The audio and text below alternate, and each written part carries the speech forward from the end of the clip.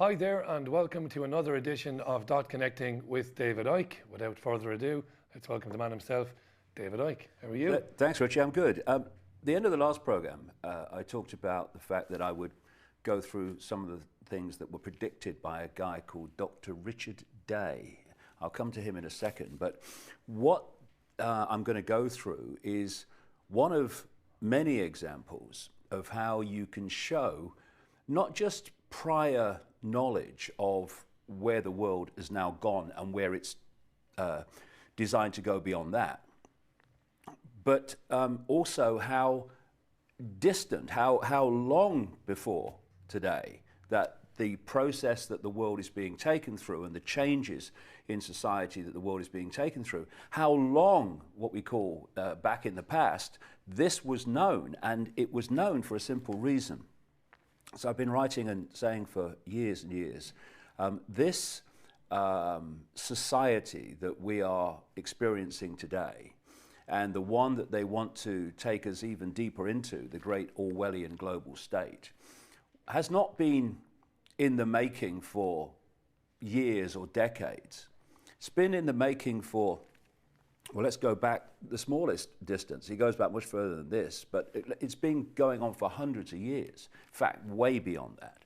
And so, in the first Dot Connecting program, I talked about that web, that spider's web, where each strand in this symbolic web is a secret society, a semi-secret society, or an organization like a government or a government agency or a bank or a corporation that we see in the public arena. And if you can, because this has been so long projected, if you can get access to one of these strands that are close to the spider, and you can get deep enough into it, because it's all compartmentalized, you can get access to this projected agenda. And this allows you, for instance, to write prophetic novels that appear to be from the imagination. But with the hindsight of decades, people are saying, that's amazing. What they said would happen in that novel is happening. Well, maybe it wasn't a novel. Maybe it was coming from access to this agenda. And of course, the two most famous ones are 1984 by George Orwell, real name Eric Blair, and Brave New World by Aldous Huxley.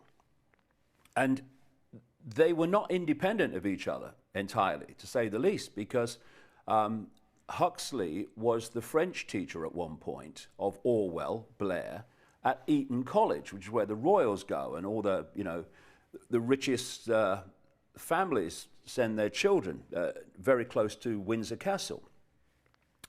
And they were also connected by something called the Fabian Society, which in effect created the British Labour Party and has a global impact, particularly on what they call the left of politics. And they both had access to the Fabian Society, and from that inner knowledge came two novels.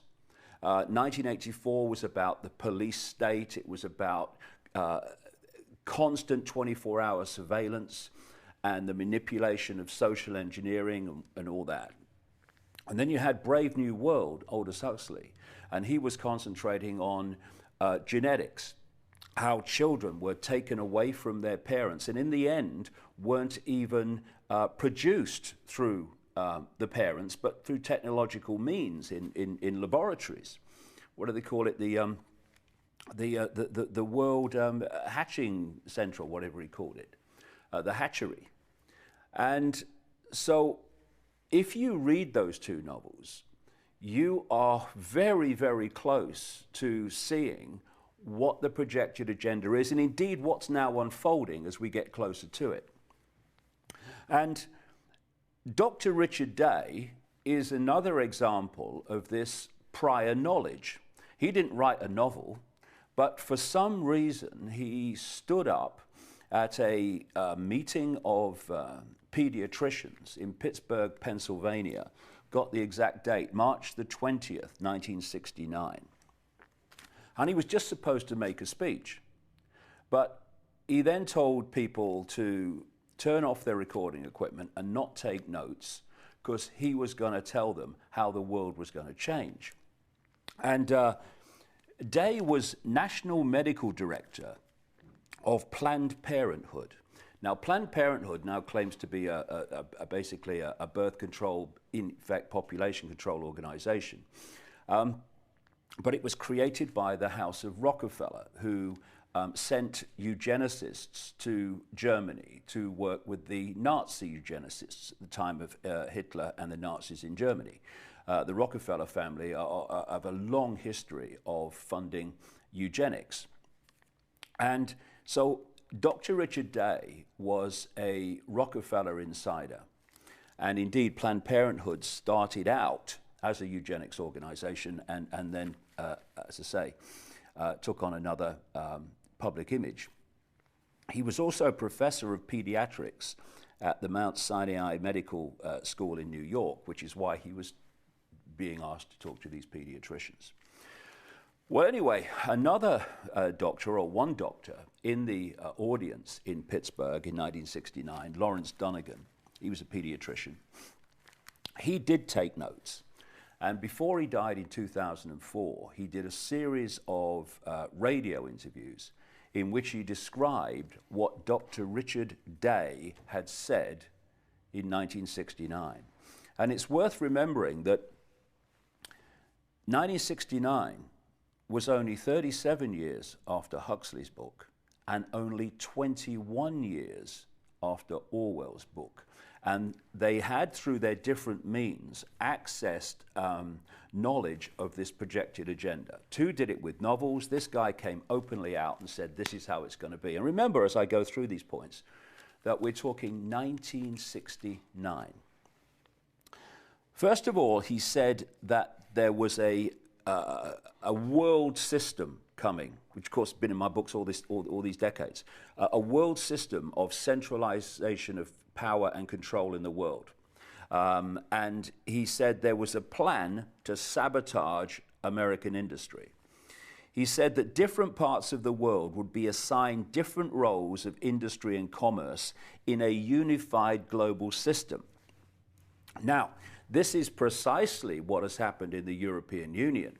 What has come out with the passage of what we call time is that people like Ted Heath, who signed Britain into the European Union, and others that entered, they'd agreed that they would run down industries and parts of their economy with which, in the great blueprint of the European Union, their country was not listed to specialize in.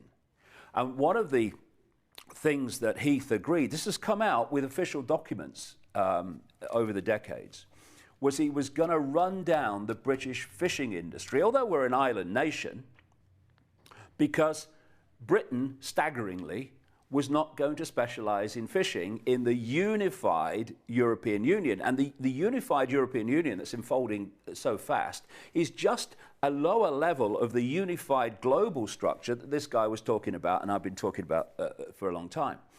Another thing that Heath agreed to as part of this unification was that he would run down manufacturing industry. He'd run down steel industry and all these things in the British economy. What has happened since we joined the European Union? The fishing industry, the manufacturing industries, steel, and all that goes with it, all been run down to the point of destruction.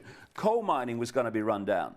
Margaret Thatcher came in, the successor to Heath in the Conservative Party, and she destroyed basically the mining industry. So what has happened in Europe is what this guy is talking about in 1969.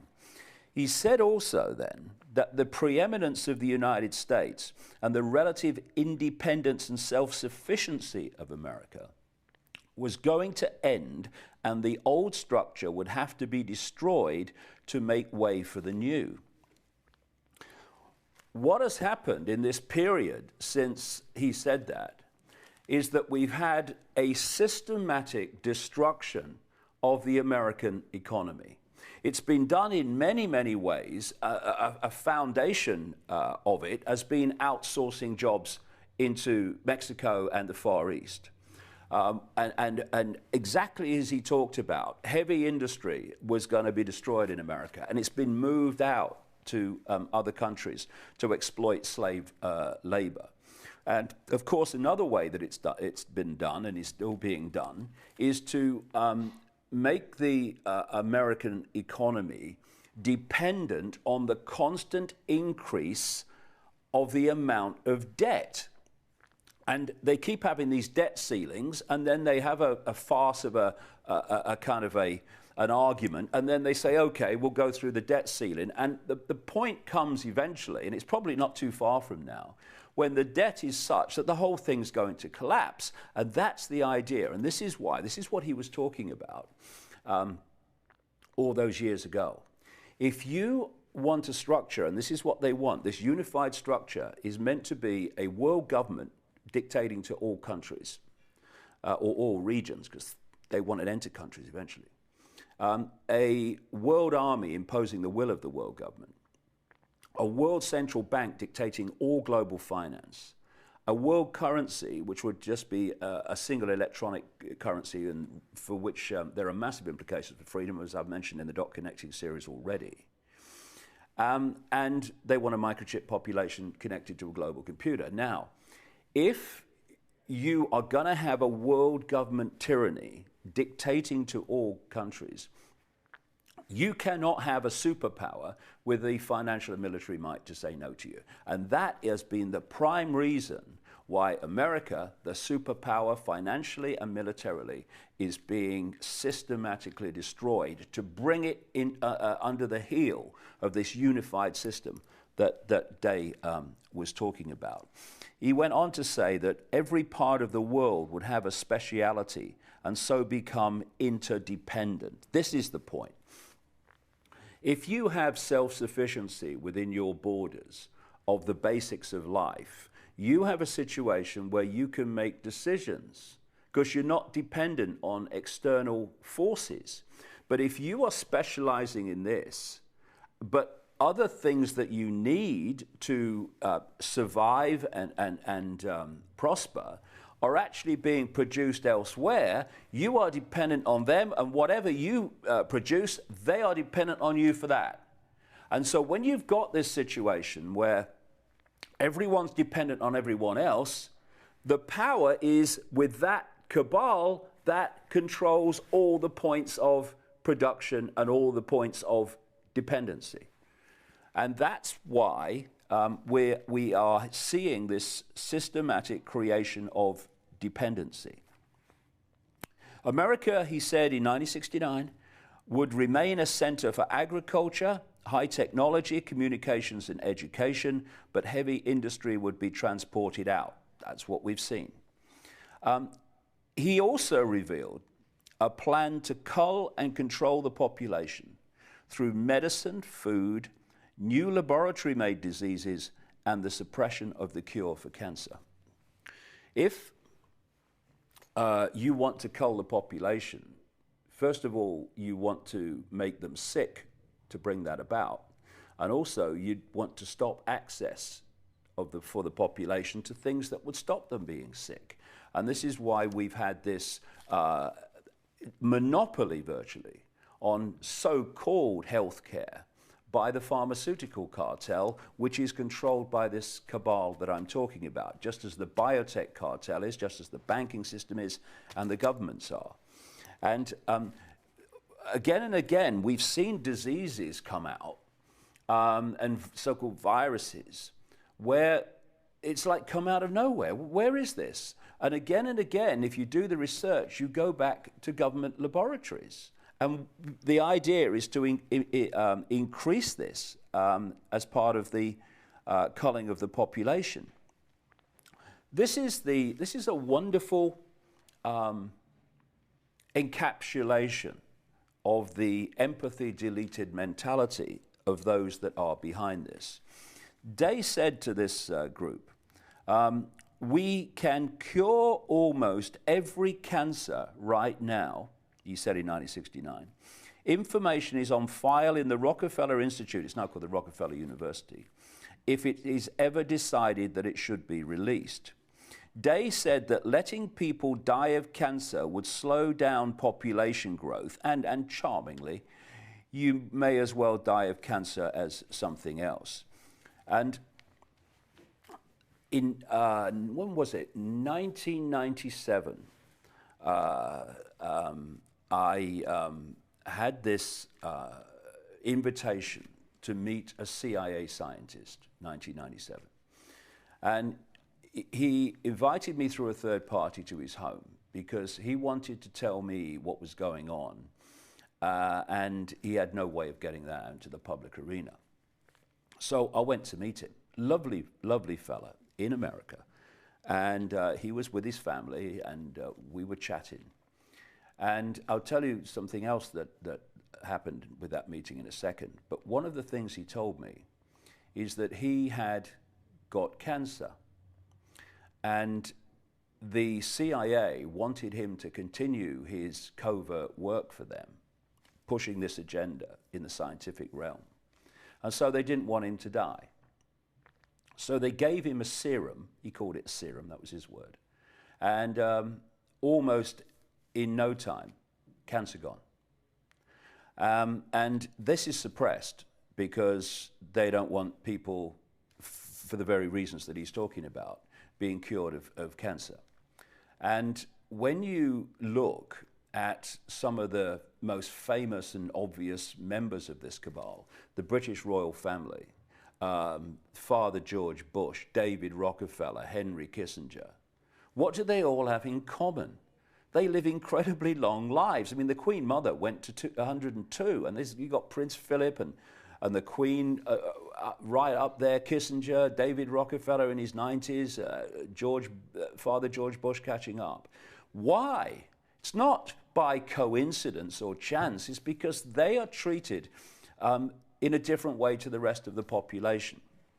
And one of the key things to that is they have the cure for cancer, and they're not letting the population have it. And I say, all those years ago, he was talking about that. He said that abortion would no longer be illegal and would be accepted as normal, and he pointed out this was part of the population policy. This is fascinating in the light of what is happening around the world today. He said the food supply would be monitored so that no one could give food to a fugitive of the system, his word quotes. Growing food privately would be banned by saying it wasn't safe. Now, if you look at, particularly in North America, you have a situation where people are increasingly being banned from growing their own food in their own gardens. They're using zoning excuses. You can't grow food in a front garden. And the idea is to control the production of food, stop the private production of food. This is why the small growers and small farmers and independent growers and farmers are being so targeted around the world. Because if the state system, this unified global system in the end, can control the production of food and control access to water, then you control the survival of the population, and you put the population into a situation where they do what you tell them or they don't get access to the basics of life. So that's yet another point in this list where it's demonstrably starting to happen, and it's a key part of this agenda is to control food and to control water. Good stuff, David. That's it for part one of Dot Connecting with David Icke. Don't go anywhere. We'll be back in a couple of minutes with part two. See you then.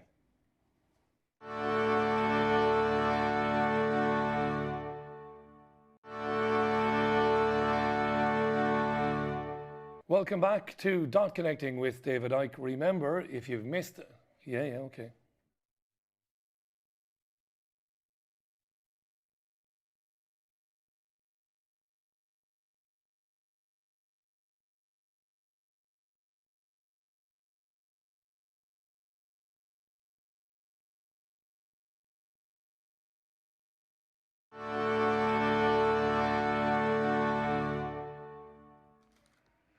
Welcome back to the second part of Dot Connecting with David Icke. Just before we get David back on again, remember, if you've missed any of the earlier episodes, they're available on davidicke.com, and you can watch them on the People's Voice YouTube channel as well. David, back over to you.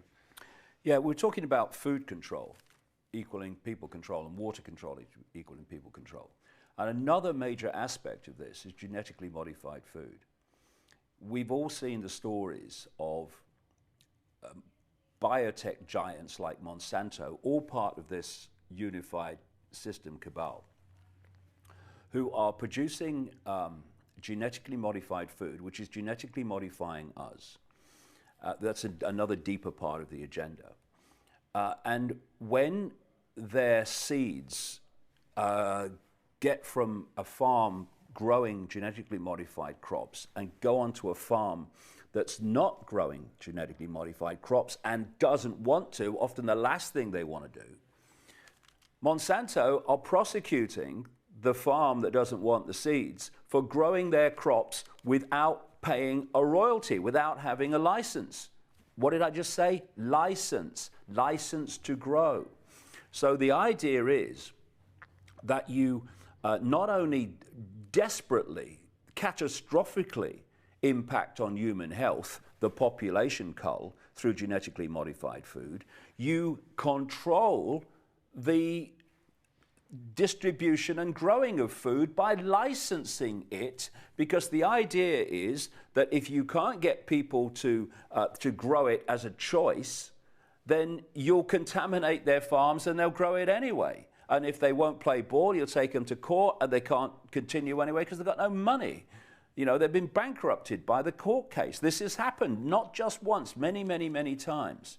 So there are so many multi-layered agendas to genetically modified food, and that fundamentally is one of them, the control of food. Because we have had, over the history of the human race growing food, the process where one season's seeds or crops provide the seeds for the next season, and it's self-sufficient, it's ongoing. What they've created, Monsanto and co., the biotech cabal, is what they call terminator seeds, or what have become called terminator seeds, where you have one season and they will not go to the next season. So you have to buy some more. And this is all part of this control of the process of producing and distributing food. And notice that quote there, where he's talking about the food would be monitored so that no one could give it to a fugitive of the system. It's all part of this great control system that we're moving into unless we wake up fast. There would be restrictions on travel and private home ownership would disappear. If people put Agenda 21 into a search engine, they will be shocked if they've never come across it, because much of this stuff that I'm talking about is actually in something called Agenda 21, which is an official global UN kind of policy, which is popping up all over the world, in even communities as small as the Isle of Wight, where I live, which is like 130,000 people, and just a few miles by a few miles. We've got Agenda 21 there. And Agenda 21, among its many, many horrific plans, is to bring an end to private home ownership, because apparently it's unsustainable according to them, because of global warming and all this stuff is the underpinning fake reason and fake excuse for introducing all this Agenda 21 stuff. What you're having is house prices and the ability to own your own property getting more and more and more and more out of the possibility of more and more people. People say that house prices going up is a good thing. It's not a good thing at all. It's a terrible thing. It's the basic of life. And it gets more expensive, so let's have a round of applause. That's ludicrous. And the whole property market is being manipulated to make it more and more difficult to own your own property. And another thing that is a fundamental tenet of Agenda 21, and it's all part of what Day was talking about, is to get people off the land and to clear the land of people so that you can get the people concentrated in highly densely populated cities called human settlement zones. That's what they're calling them in their documents. And then you've got control of them in terms of surveillance, and you've got control of them in terms of their water supply, you've got control of them in terms of their food supply, and that's all part of this whole thing that I'm talking about. Day said that there would be an increase in violence, pornography, and obscenity in the media and movies to desensitize people to violence and porn and make them feel life is short, precarious, and brutish. This is clearly happening, and has happened since he said it, but it's clearly happening today, where they are creating a brutal society where it's every person for themselves. And they're dividing and ruling people down those fault lines. And we're seeing in government policy, whether it's in America or Canada or in Britain and the European Union, we are seeing this brutalizing of the population with the destruction of the welfare state, the reduction and even deletion of benefits for people who have no other way of funding their lives and getting to the basics of food and shelter. It's all part of what he predicted. Music would get worse and be used for programming perception. Now, if you can control the music that people hear, because I've talked in the previous Dot Connecting shows about the fact that beyond this reality that we see, which is holographic reality, illusory physical, actually everything is a vibrational information field.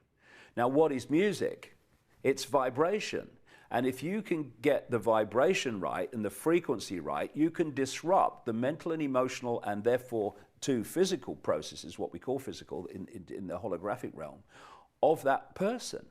This is why headbangers and stuff, they take all this incredibly, well, I would say violent vibrational music, and it can absolutely literally blow their blooming minds because of the effect it's having on the vibrational level, which then affects us mentally, emotionally, and what we call physically. And of course, music is, and the presentation of music and music videos and music shows is increasingly awash with symbolism that these people use all the time.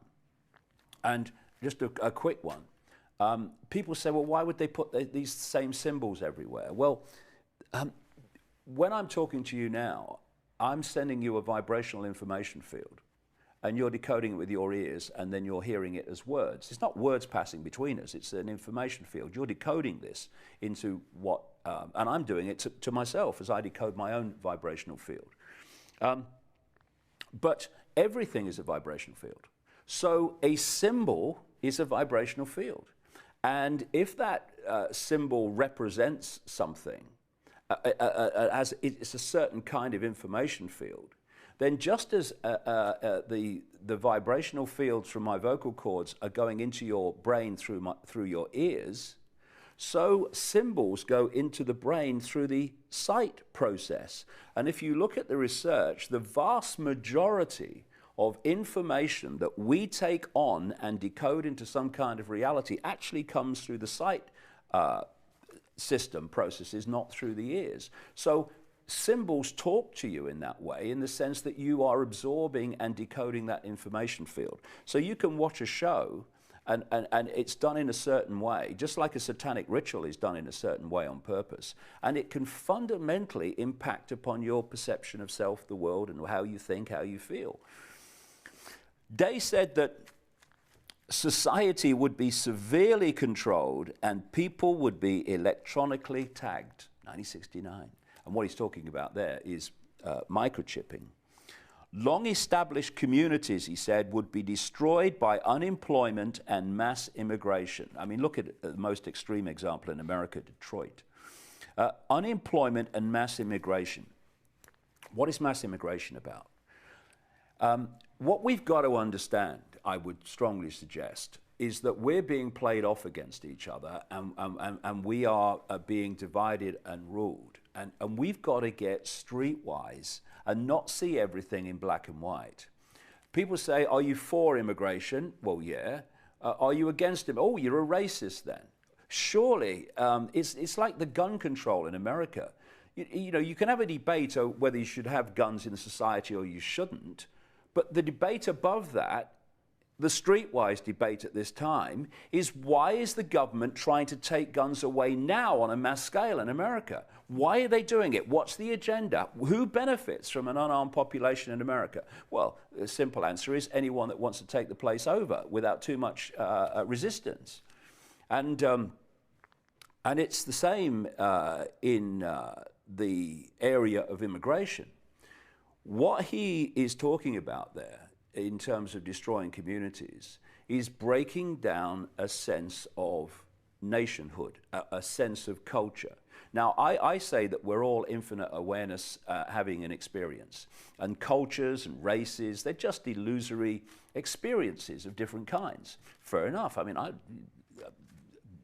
it kind of gives life a bit of interest, all these different cultures, different races, different views, but it's just an experience. It's not who we are. We are not Muslim or Christian or white or black or sky blue, pink or Jewish or all that stuff. We're not that. That's our experience. We are consciousness having that experience.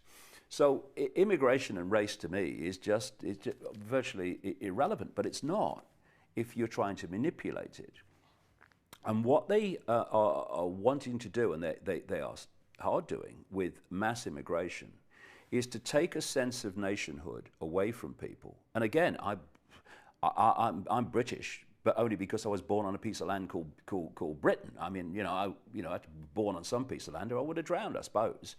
I don't see myself as British. I see myself as infinite consciousness, having an experience of someone whose body was produced in Britain. So I'm not a nationalist in any way, shape, or form. The point is, lots of people are, and they have a sense of nationhood. And when you then, from a unified system point of view, want to take over that sense of nationhood and say, no, you're coming into this great kind of European Union, and we're going to take it all over, or this world system, and we're going to make everyone the same, then the less that people identify with their nation and their culture, the better. Because there's less resistance to that culture or that nation being taken over in a global or European system. And so the idea of mass immigration is to create divide and rule and conflict, and also to destroy a sense of nationhoods. I mean, how many times do you hear you say, well, I don't know what being British mean anymore? What does being American mean anymore? And if you can get people to that point, then the resistance to having that made just a small unit within a greater control system, it's very much reduced in terms of the resistance, and that's the idea behind that. Interesting thing, and very relevant to Richard Day. Whether modification would be used as a weapon of war. Now, he was talking from experience because he was a weather manipulator during the World War II. And of course, when you look at what we call HAARP in Alaska and other technological means of manipulating the weather, they're doing it. I mean, people say you can't manipulate the weather. Of course you can. I mean, what is the weather? The weather, like everything else, is a vibrational information field. A cloud that's fluffy is a certain information field, and then it changes and becomes like a thundercloud or something. That's a different information field. So it's just a different frequency. It's a different form of information that manifests holographically as something we see as different kinds of clouds. And so, again, everything that we call weather in its base state is vibrational information fields at different frequencies. And what, for instance, the HAARP technology in Alaska is doing is bouncing radio waves, high-powered radio waves, off the ionosphere, right up in the upper atmosphere, and it's making the ionosphere vibrate. So when these radio waves hit the ionosphere and start vibrating, as the radio waves come back, They are fantastically more empowered and powerful as a result of that interaction than they were when they were first delivered. And if you can manipulate the vibrational fields of what we call weather systems, first of all, you can move them. The jet stream, one of the strange weather systems, the situations we've had in Europe, which has given us, droughts and at other times given us unbelievable amounts of rain week after week after week, is the way the jet stream has moved.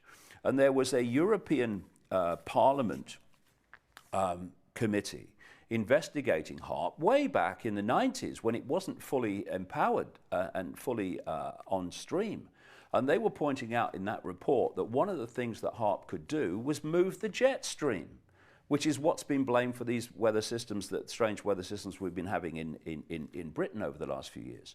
And then you think that what is a tornado? It's a fast rotating electromagnetic field. You can create that by technological means. What about a hurricane? What about a typhoon? All these things are capable of being created by this technology. And if it wasn't, then why would you have global agreements and treaties between countries agreeing that they won't manipulate the weather when that's precisely, if they couldn't do it? But that's precisely what they can do. And there was a BBC radio investigation into something that happened in, I think it was 1950s, a place called Linton and Lynmouth. Very famous, dramatic flood that killed people and devastated the village as it came down into the sea. And all these years later, I mean, the rain that caused it was unbelievable. We're talking the 1950s. And it came out in this radio documentary that actually the Royal Air Force had been using cloud seeding, rain seeding technology. I think it was sulfur they used, which in the period running up to that fantastic rain, which actually caused it. This is the 1950s. What is possible in 2013? And you know, when Native Americans used to do the rain dance, people say, oh, you can't make the rain by dancing. What were they doing? Bang, bang, bang. And in the way that they did it, the rhythm, the drums, the creating a vibrational field. And if you get the vibrational field right, you create the impact of rain. And all that's happening now is they're doing it on a far more technological level. So it's a really good thing for people when we have these great typhoons and these unbelievable numbers of tornadoes they've had in the Midwest over the last few years, and all these big weather extremes. They say it's global warming. Well, maybe it's not. Maybe it's technologically created because of what Day said, weather modification will be used as a weapon of war. Look at the countries that have been devastated by weather, and what happens to them afterwards? They're taken over. Thanks, David. Much of the information is available on davidicke.com. You can go to davidicke.com/headlines. We'll be back for the final part in a couple of minutes' time. I'll see you then.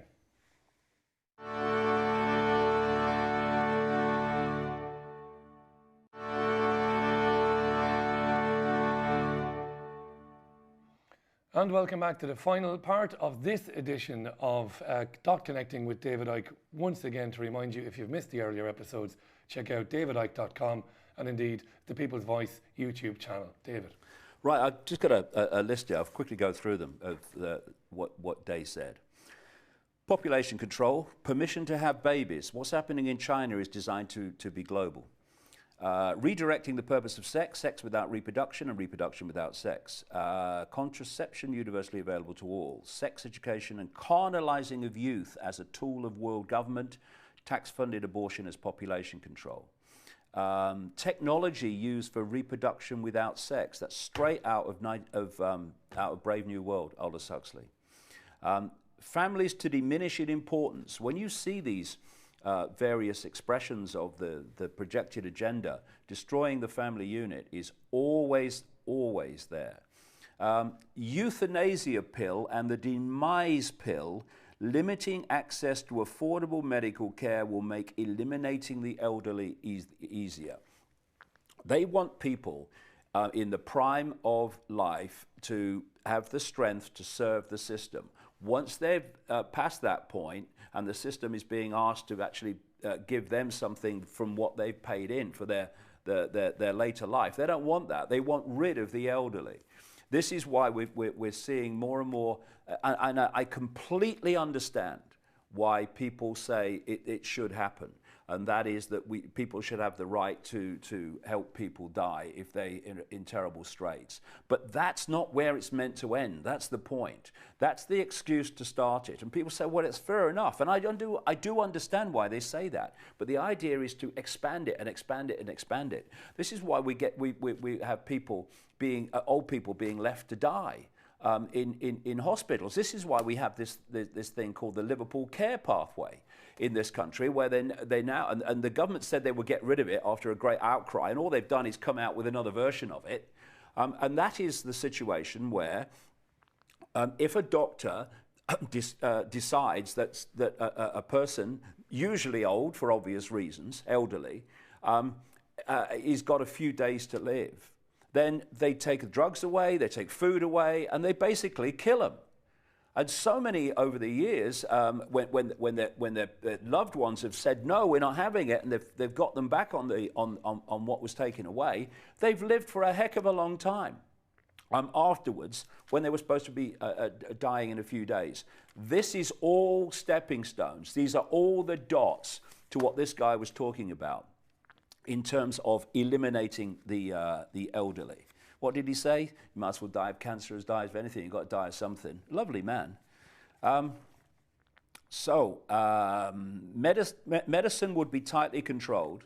The elimination of private doctors, new difficult to diagnose untreatable diseases, suppressing cancer cures as a means of population control. And that's the reason why alternative ways of treating cancer, and I've seen them work stunningly in my life, they become criminal offences, whereas the scalpel or radiation and chemotherapy, which just devastate the immune system and open you to endless other diseases, including further cancer, that's fine.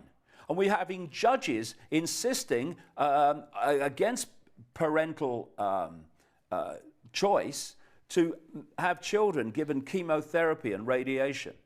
The state imposing it on them, and yet cures that and treatments that would not have that devastating effect on the body, they become criminal, and you're unable to even talk about them. It's all part of what he was talking about.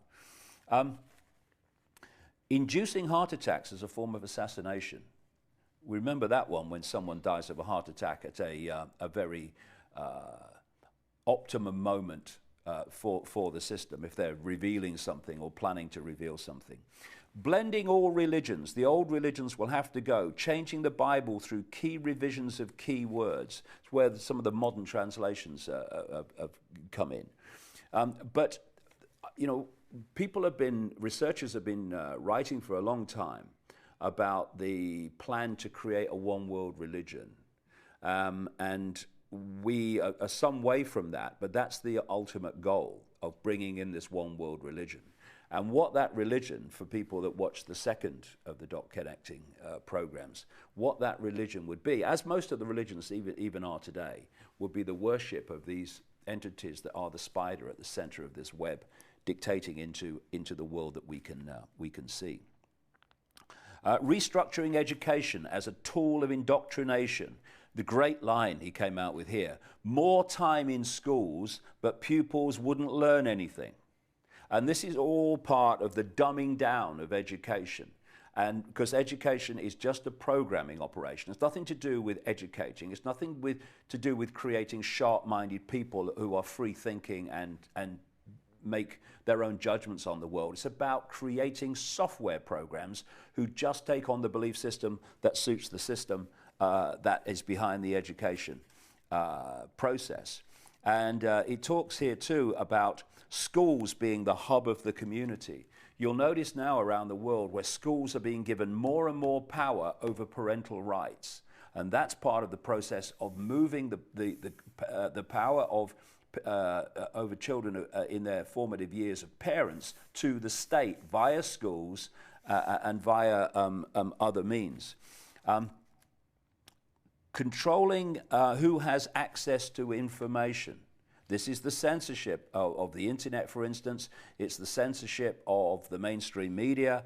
And this is why the People's Voice exists, to actually overcome this part of the agenda. And it's crucial, because the information that people receive is obviously fundamental in how they see themselves in the world, and thus how they act or don't act, and how they see what is desirable from their point of view and what isn't. And so the control of access to information is the bottom line of all of this. Some books would just disappear from libraries, he said. Changing laws to promote moral and social chaos, the encouragement of drug abuse to create a jungle atmosphere in cities and towns, promote alcohol abuse. He goes on, they want to create, or intended to create, an end to what he called psychological or physical security, and to use crime to manage society. The more crime, the more fear. The more fear, the more you justify the introduction of the police state to protect people from the crime you are systematically allowing to expand, particularly violent crime. The need for more jails and using hospitals as jails. Of course, what we're seeing in terms of jails is, and it's another great aspect of this whole agenda, is to make a situation where private corporations controlled by the same network are actually running everything. So now we're having health in this country. We're having the National Health Service being systematically destroyed so it can be handed over, as it is being, to private corporations who have no interest whatsoever in the welfare of the population. And we're having more and more private prisons in America and they're in Britain too, where corporations are taking over prisons and insisting in their contracts that there is a guaranteed level of prisoners in their prisons for the contract to be fulfilled. So it's in the interest, therefore, of the state and indeed this agenda to have more and more and more laws and to put people in jail for less and less and less extreme offences, sometimes absolutely ridiculous offences. Implanted ID cards, microchips, he was talking about in 1969. And all this cashless society and credit cards is a stepping stone to it be, and the smartphones, you know, do your banking without cash through your phone and what have you. That's the stepping stone to actually having it all done through a microchip under the skin. And once you have a microchip under your skin, whoever is talking to the microchip technologically has control of your body and your physical, mental, and emotional health. Knowing how people respond, making them do what you want. This is the social engineering of knowing through enormous research going on in the shadows that if you do this, the population will do this. And if the population do that to that, the population will then be open for you doing that, when without that, they wouldn't be. They'd even resist it. It's a classic example of that is problem, reaction, solution, as I call it. You create a problem, you tell the people a false reason for the problem, i.e. someone else is responsible, and you want the people to say, do something about the problem. They think this is the reason for, but actually it's you, and then you who've created the problem offer the solutions to the problems you've created. I talked about this in the first Dot Connection show. That's a wonderful example of knowing how people respond and making them do what you want. This is a classic. Falsified scientific research, global warming, I rest my case. one of the things that is fundamental, as I mentioned earlier to this, is to persuade people that human activity is changing the planet, therefore human activity must change and we must deindustrialize, which is where this agenda wants to go. And so all you've got to do is get official science, which you control through funding anyway, to give a certain version of what's happening. Yeah, it's human activity causing all this. Well, what about the sun? The sun? Oh, I've never thought that would have anything to do with the weather and temperature. And what you do then is people that are saying it's all qualified scientists who are saying actually global warming is a nonsense. Actually, the graph says it's a nonsense because temperatures haven't risen since 1997. But they kick on anyway. And whenever you're in a situation where, against all evidence, fracking's a wonderful example, against all evidence and against all common sense, but they do it anyway, it's the agenda because they're not taking no for an answer. Use of terrorism, he said in 1969, would be used to change society. I mean, they've not done that, have they? Creating false terrorist events and fake terrorists, and then using that problem reaction solution to change society. As a result of 9/11, they have transformed global society and destroyed the most basic privacy on the back of that. Surveillance, implants, and televisions that watch you. Now we've got these smart TVs, they can watch it. And he said, and then put it all together, he said, the arrival of the totalitarian global system. It's happening in front of our eyes. And in 1923, a group of people funded and brought together by the House of Rothschild created something in 1923 called the Frankfurt School. This is the Frankfurt School of Social Engineering. It started in Frankfurt, hence the name, which is the kind of home city of the House of Rothschild dynasty. And then it moved to Switzerland. It went to New York in 1935, and then 6 years later, it went to California. And one of its great productions, social engineering productions, is political correctness. That's why California is the political correct capital of the world. And the idea is, political correctness, is you get people, again, divide and rule at war with each other. If you say that about me, then I'll report you to the authorities. And if you say that about me, I'll report you to the authorities. And everyone's kind of, you know, at war on another level over so-called political correctness. And I have a kind of an antidote for political correctness. So what? Can you imagine the abuse that's been thrown at me in the last 25 years? Right? So, okay. The power that abuse has over you is only the power you allow it to give. You give it. So when people say to me, you're this, that, you're there, you're this, that, I just say, well, thanks for sharing that with me. God, is that the time? And you don't have to fall for it. But what's happening with political correctness is people, various groups, are being told to be upset, or being told to be outraged. The media's doing it all the time, and so they are. And now we're at war with each other through political correctness. And when you get to the point where one council, true story, banned having brainstorming sessions and said that they had to call them thought showers because it might upset people who had a problem with the mind. I mean, where are you going? When you can't say black coffee, you have to say coffee without milk. I mean, but this is the level it's got to, and it's social engineering out the Frankfurt School and others that's brought it about. This is the list, the wish list of the Frankfurt School. See if you recognize it. The creation of racism offenses, divide and rule, play people off against each other, continual change to create confusion, take stability out of society. So no one could go, ooh, yeah, bit of stability. No, change. They have a name for it as well in some of the documents, future shock, constantly giving people shock so that they're always on edge. What's going to happen next? You know, it's like, oh, it's a nice day today, but give it time. Something will go wrong. Oh, yes, another shock, another change. And of course, we've got Obama. He got elected with one word, change. And all he was talking about was a continuation of this agenda, a continuation of this change, which has been going on decade after decade after decade. Frankfurt School, given what Dr. Day said, huge immigration to destroy national identity. The promotion of excessive drinking, he mentioned that. Emptying churches. And what that's about is destroying anything that brings people together in unity. They want people divided and at war with each other. Anything that brings people together, even if it's on a spurious belief system, they want to destroy it. A legal system with bias against victims of crime.